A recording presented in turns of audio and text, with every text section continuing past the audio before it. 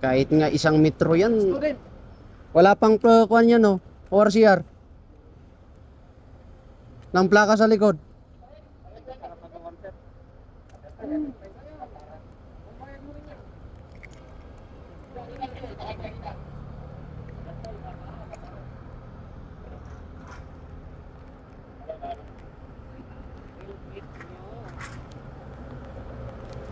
May ORCR? Ganun yung student mo. Galing ko lang to. Di, sorry ka na lang, bro. You committed a traffic violation. Ikaw naman ate, kahit dito lang o hanggang doon, hindi nyo alam ang aksidente. Para sa inyo naman yun. Kaligtasan nyo yan. Okay. Parang mas magandang naglakad ka na lang. O sige, maglakad ka na. Kami nang bahala sa kanya. Tago muna natin ng motor mo, no? Dapat yan ang inisip nyo, no? Dapat yan ang inisip nyo.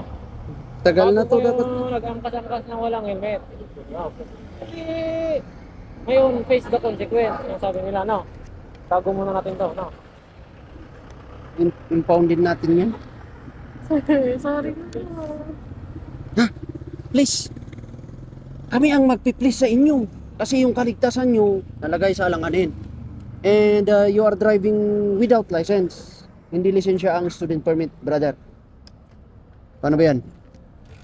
Drive ko muna, no? Lagyan natin doon. Uwi din kasi sa ano, sir. Saan? Doon yun. Basol mo. Yan. Allah. Sir, sige na. Ilocano ka? Basol mo. Pwede kami nga nagyangkangkas ka. Tak lang gamin, sir. Ijay. Dito lang, sir. Ganda man, nabaliktad kayo. Pag-arang ka tayo, nabaliktad ka. Napag-ukta ulo, pitas pa. Nalipatan mga boyfriend mo yun, no? Diba? Nag-helmet tayo. Katakang kami ng helmet na. Parehas kayo mat nagtatrabaho. Pero grugit pa lang, sir. Katakang ko ma. May met ko ma. Nung kumawan lintag nga regarding helmet, palin, umat. Tanda nga, may tupag taulom, nalipatan mo sunod, yawanan. Sir, sige na ka, sir. Kakasin ko sunod. First violation is riding MC without protective helmet. Then student permit is not a license, so wala kang license.